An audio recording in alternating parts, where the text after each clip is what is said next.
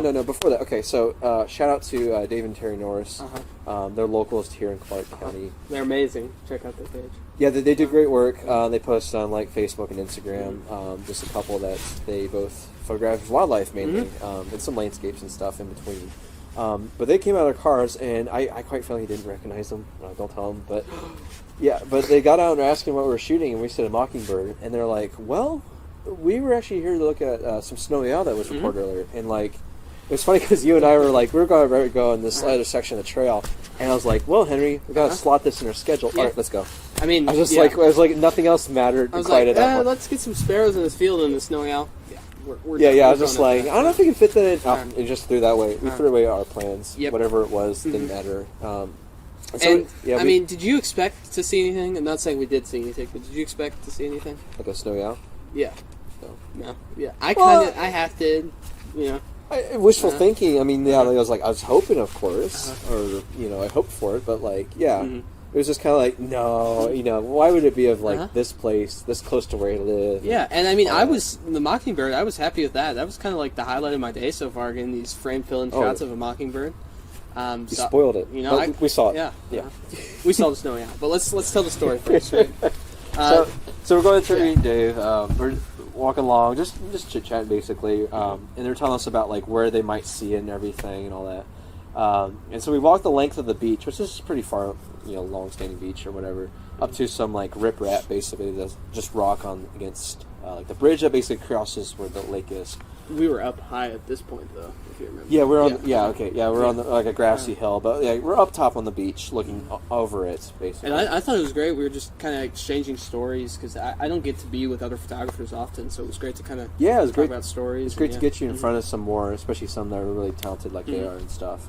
So that was cool. So we're just walking the length of it. We're all just looking through our binoculars and my spotting scope and all that stuff, and just chit-chatting about gear and about the owl itself. Yeah, so like else. It was kind of hard because these rocks, some of them were white, so we literally thought every 10 seconds, oh, it's a snowy owl, it's a snowy owl. And I remember there's this one plastic bag by the highway, and we were like dead set. Yeah. This is a snowy owl. It wasn't. It was just a plastic bag. I still think it was. That was probably the same one. But I'm not like they know at this point. So yeah, they know. But so we're walking the length of it, and then we started noticing some people across the entire lake there, just like checking out, and they had big telephone lenses and everything too. At the visitor center. Yeah, on the opposite end of the lake. So. I think that's where the eBird alert was.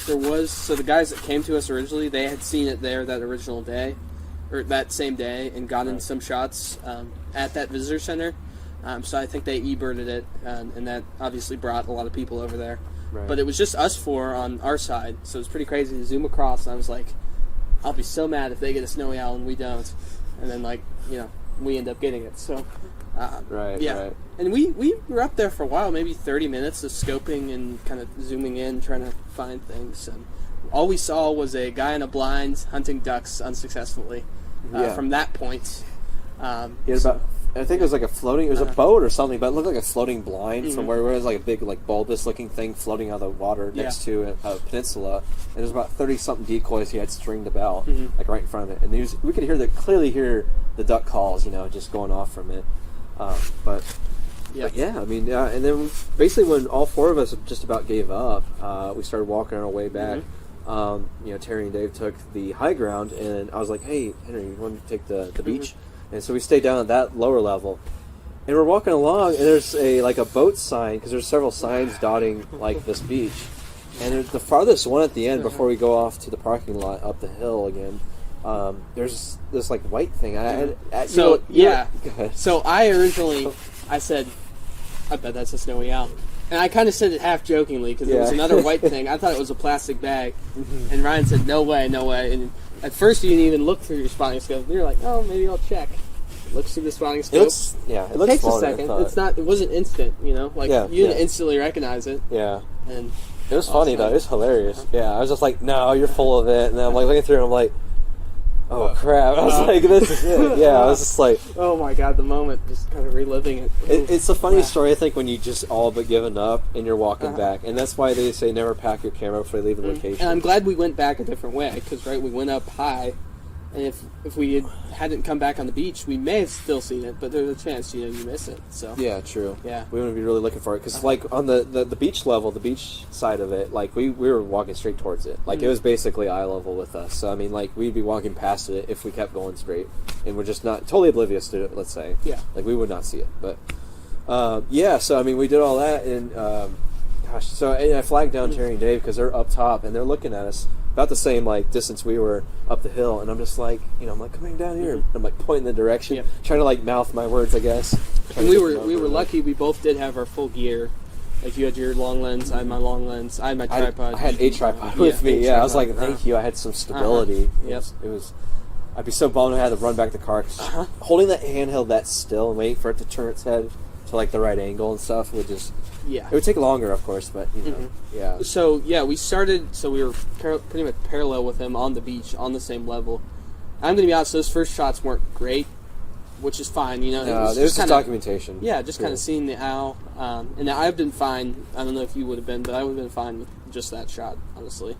Just seeing it at all, I was happy with. Yeah. That was actually one of my goals for this winter is like to see a snowy out at all. So because this is a life for both of us. Yeah. And like so that alone, I agree. Like that alone was enough. The shots looking back are terrible compared to like what we got later on as we kind of kept hunkering down and focusing on, I guess, more on the bird. But I mean, it was pretty much a white couple of pixels at that point. Like with some chromatic aberration. I think it was like overexposed in most of them, and it was just on this thin little signpost, and like you could crop it, but it wouldn't even look that good probably. Yeah, so. Mine were blurry and out of focus. I did do some video there though. I think that was kind of a bit better medium for that, but yeah. And then we did this ethically. Terry is a professional, and she knows how to approach owls safely, and we asked her what the safe distance was, so she kind of showed us where we could go safely. So we moved up a bit. That still wasn't too close, but I think that kind of puddle spot, that got a lot better, right? Like kind of closer up there. Yeah, so we basically went up the hill. After we shot them down at the eye level at the beach or whatever, we met them both uphill and walked along basically to this restroom shelter and basically used that as cover, just staying on the concrete base of it. And that's where we got our best shots because we're looking top down as it overlooked the lake water.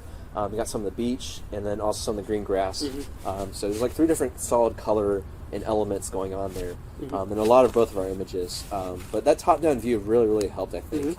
And we're also facing the sign as well. So you actually got to see the sign with it. So that was perched on. That's actually. We shot up, if I'm remembering correctly, we shot kind of sideways first. We weren't straight on at first. Yeah, we were kind of like shooting as we went, walking closer to it, I think. I was trying the eye level there. It didn't quite work out, but then we saw them at this porta potty or outhouse thing. Basically. And we went there, and that was the magic, right? So you went right, I went left, and I think both were pretty much equal. Yeah, we were on separate sides or walls of like the restroom thing. It was hilarious. And we just took different sides, and just took a bunch of photos of it basically, and we both took footage of it, just from our tripods. And so you want to talk about your approach you took there, and then I'll kind of talk about my unique thing I did. Yeah, yours is more unique. I don't know. I just took some photos of it. I don't know what else to say. I don't remember the settings off the top of my head. As we're recording this, I haven't even edited them. They look great though, so I'm really looking forward to it. But yeah, just basically getting eye level. I incorporate some foreground blur into it with like the green grass, so it's just blurring this nice like thin slit against the bottom part of the frame there. But most of them are, it's just tack sharp, just simple focusing on it. Lots of horizontals with rule of thirds, so all of it off center on like the right or left of it, and just as it's perched on the sign. Not to like go faster in the process here, but it did fall down, I guess, to the beach, like just kind of swoop down. I almost thought it was just going to fly away. I wasn't sure, but it definitely just fell off the sign on its own free will and just get down the ground level basically. Yep. And those shots were the best, probably just because it's more natural approach, I guess, at that. Yeah, there was a little bit of asphalt, but if you put it at the right angle, you really didn't see much of it. So. Right, yeah. I didn't quite mind it, honestly, either way, but but I just took different shots from that, on my tripod, getting some video on there, about half my height, we'll say, and then I started doing some, like, laying flat on the ground, and just getting some much more, eye-level perspectives, I guess. But yeah, it just basically had its head on a swivel and just turning and moving around. It didn't seem undeterred by anyone's presence, at least actively, I'll say, because it was getting surrounded by quite a few of us, not just the four of us, as more people showed up from the other side. Yeah, of the it was funny. You could see the visitor center empty out as they all came over. Yeah, and all these cars coming over, and they not fill up the parking lot, but like there's definitely like at least 10 plus more cars. Yep. It's by the time we left, I'll say. It's crazy how social media has changed that, because Snowy Owls used to be probably much more elusive before things like eBird and Instagram. So yeah, that's very true. And I'm fortunate that we caught on to this one early on, because like if it was like one that drew crowds already, I'd be so bummed. I'd be excited to see one finally if that was the case, but like I'd be bummed just seeing how it might be stressed out or just I don't know, disappointed a little bit that people just draw the crowds to it. Yeah. Even though we might be contributing to it if we were there. And I think even with the crowds, it wasn't too disturbed. That may have been the original reason that it flew to the ground, I'm not sure, but it really wasn't that many people. I think it was maybe 3 birders and like 4 photographers besides us, so it wasn't too bad. Yeah. And it was funny. So in the photography, wildlife specifically community, there's kind of a movement against location sharing. He self-reported himself. He sat on a sign that said Buck Creek State Park. So I probably not going to post those. I haven't decided, but wait a few months. I think is what they say for raptors, especially owls in particular. Wait a few months until like time's passed. So that's just what I've heard. Those asphalt ones I probably will post pretty soon, but those sign ones I'll wait. I think. But it was funny, just kind of. Usually we're the ones doing it, and he did it to himself. So literally on this sign, in the first line you read Buck Creek State Park, and it has like all this like about diving and stuff because it's the beach. I don't know if you read down on the sign too, but somebody spray painted a bunch of like dirty words on there and stuff, and so I know me and Terry joked about like using a smudge tool on like Photoshop and like smudging out Buck Creek State Park or something, blurring it out or cloning it out, making it a white log or something, exactly, log or maybe something like that, filling it in. But that was just, I don't know what else to say. It was just a cool moment. For anyone that hasn't seen a snowy owl and would like to, I would say go drive as far as you can, try and be determined to see it. It's a beautiful bird nonetheless, and it was really cool to see it finally. I'm really glad. I think that's life for 175 for me. Wow. So, which is cool. And it's a great way to end 2021, which is awesome. So I think it's 91 for me. So. Definitely the best life bird to end a year on, I would say. So pretty cool, and plus one this close to where I live too, locally. So pretty cool. And they don't get them really as much in Kentucky, you said, right? Oh yeah, I've never seen a report for one in my area at least. So I've got like rare bird alert on too. So yeah. But they're a big celebrity up here for a good reason, I'd say. Michigan a lot of snowy owls, but not in Ohio. Definitely. It's I think this year might be more of like a super eruption or whatever you want to call it. So like they might be traveling a little bit more down south, because some years they don't really come around this part of Ohio at all. Like the southern end, I'll say. Like, it's hard pressed. But this year, I've been hearing quite a lot of reports and seeing photos of them popping up. Like even at down far south of Cincinnati, I would say. Didn't Terry say that she hadn't seen one since 2017? No, she just saw this one this morning. Well, besides that, Oh, okay. I think 2017 was the last time. Maybe. Last one last one she saw at Buck Creek. This year?